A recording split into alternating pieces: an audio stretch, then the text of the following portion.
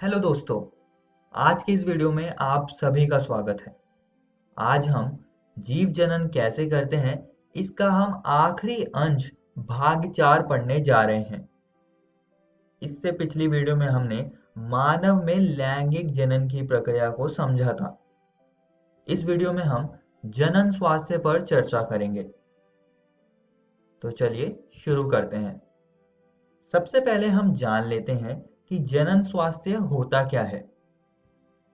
विश्व स्वास्थ्य संगठन वर्ल्ड हेल्थ ऑर्गेनाइजेशन के अनुसार जनन स्वास्थ्य का अर्थ जनन के सभी पहलुओं सहित एक संपूर्ण स्वास्थ्य अर्थात शारीरिक, भावनात्मक, व्यवहारात्मक तथा सामाजिक स्वास्थ्य है। तो ये जनन स्वास्थ्य की परिभाषा हो गई। आइए अब आगे बढ़ते हैं। अब जैसा कि हम सब जानते ही हैं कि लैंगिक परिपक्वता एक क्रमिक प्रक्रम है। ये सब में धीरे धीरे होता है। अतः किसी सीमा तक लैंगिक परिपक्वता का अर्थ यह नहीं है कि शरीर अथवा मस्तिष्क जनन क्रिया अथवा गर्भधारण योग्य हो गए हैं। और अगर हम जनन क्रिया और गर्भधारण के लिए तैयार नहीं है, हमारा शरीर इन सब चीजों के लिए तैयार नहीं है, तो ये चीज किसी व्यक्ति के जनन स्वास्थ्य को प्रभावित करता है। और दोस्तों, मैथुन के कुछ स्वास्थ्य परिणाम भी हैं। आइए इसको हम समझते हैं। इसमें जो सबसे पहला परिणाम है वो है यौन संचारित रोग, जिन्हें हम एसटीडी कहते हैं। ये आमतौर पर मैथुन द्वारा अधिग्रहित किया जाता है। जीव जिसमें कि बैक्टीरिया, वायरस या परजीवी आते हैं जो यौन संचारित रोगों का कारण बनते हैं। वे एक व्यक्ति से दूसरे व्यक्ति में रक्त, वीर्य या योनि और अन्य शारीरिक तरल पदार्थों में पारित हो सकते हैं।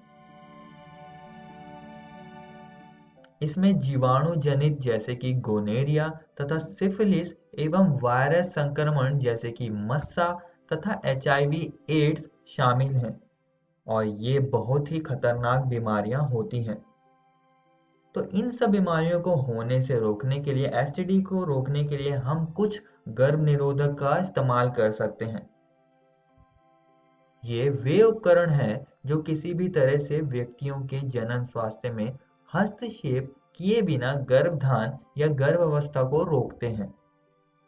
अब सबसे प्रचलित जो गर्भ निरोधक है वो है कंडोम, जो कि गर्भ निरोधक के साथ साथ एसटीडी यानी कि यौन संचारित रोगों को भी रोकता है। तो इसको इस्तेमाल करने से हम एसटीडी से बच सकते हैं। मैथुन के कुछ और स्वास्थ्य परिणाम हैं। अवांछित गर्भ। अब ये असुरक्षित यौन संबंध से हो सकता है, तो इसमें भी हम कॉन्डम के इस्तेमाल से अवांछित गर्भ से बच सकते हैं। लेकिन कुछ और गर्भ निरोधक भी हैं जो कि इसे रोक सकते हैं, जिन्हें हम कहते हैं अंतःगर्भाशय युक्तियां यानी कि आईयूडीज। इसका एक आम उदाहरण है कॉपर टी। ये जो उपकरण होते हैं ये टी के आकार की वस्तु होती हैं जो कि विशेषज्ञ नर्स या डॉक्टर के द्वारा गर्भाशय में लगाया जाता है ताकि गर्भाशय में युग्मनज का अंतरोपण ना हो पाए, जिससे कि फिर गर्भधारण होगा ही नहीं। और दोस्तों, ये भी काफी प्रचलित उपाय है गर्भ निरोध का। इससे अगला गर्भ निरोधक है गर्भ निरोधक गोली और इंजेक्शन का इस्तेमाल। ये हमारे शरीर हार्मोन में असंतुलन पैदा करते हैं जिससे कि गर्भधारण ना हो पाए। ये अंडोत्सर्ग और गर्भाशय परतों पर भी असर डालते हैं। अगली गर्भ निरोधक विधि है शल्य क्रिया विधियां। इसको हम बंध्यकरण भी कहते हैं। इस विधि में डॉक्टर शल्य क्रिया से मादा जनन तंत्र में फैलोपियन ट्यूब्स और नर जनन तंत्र में शुक्र वाहिकाओं को कट कर टाई कर देते हैं, जिससे कि दोनों जनन कोशिकाओं का स्थानांतरण अवरुद्ध हो जाएगा, जिससे कि फिर निषेचन नहीं होगा और अंत में गर्भधारण भी नहीं होगा। महिलाओं में इस विधि को नलिका उच्छेदन कहते हैं और पुरुषों में इस विधि को शुक्रवाहक उच्छेदन कहते हैं। आइए दोस्तों अब कुछ अन्य परिणाम देख लेते हैं।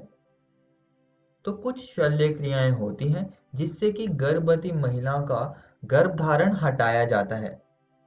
इसे हम गर्भपात यानी कि अबॉर्शन भी कहते हैं।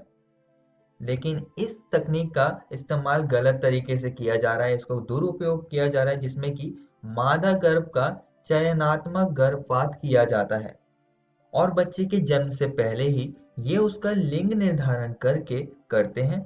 और जिस तकनीक से ये लिंग निर्धारण किया जाता है इसको हम उल्बवेधन यानी कि एमनियोसेंटेसिस कहते हैं। इसमें प्रसव पूर्व लिंग निर्धारण होता है। तो मादा भ्रूण को लोग जन्म से पहले ही मार देते हैं, जो कि बहुत ही गलत है। इसीलिए ये तकनीक भी अब गैर कानूनी हो गई है, क्योंकि इससे हमारे समाज की कुछ इकाइयों में मादा भ्रूण की निर्मम हत्या के कारण हमारे देश में लिंग अनुपात तीव्रता से घट रहा है, जो कि चिंता का विषय है और ये भी जनन स्वास्थ्य पर असर डालता है।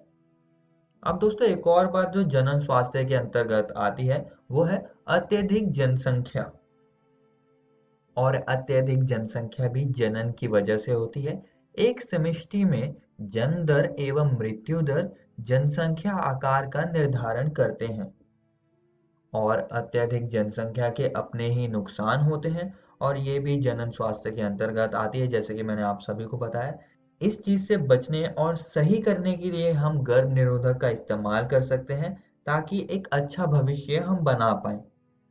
आज की इस वीडियो में हमने जनन स्वास्थ्य पर चर्चा करी और हमने जाना कि ये क्या होता है और फिर इसके बाद हमने गर्भ निरोधक को भी समझा, जिसमें कि हमने कई सारे गर्भ निरोधकों पर भी एक नज़र डाली।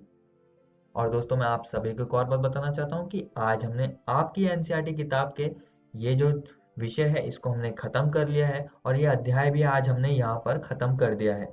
आप इसको ज़रूर घर से किताब से पढ़कर आइएगा। अगली वीडियो में हम इस अध्याय का प्रैक्टिस क्वेश्चंस का वीडियो देखेंगे और जानेंगे कि आपको इस अध्याय में से कैसे प्रश्न परीक्षा में पूछे जा सकते हैं। धन्यवाद।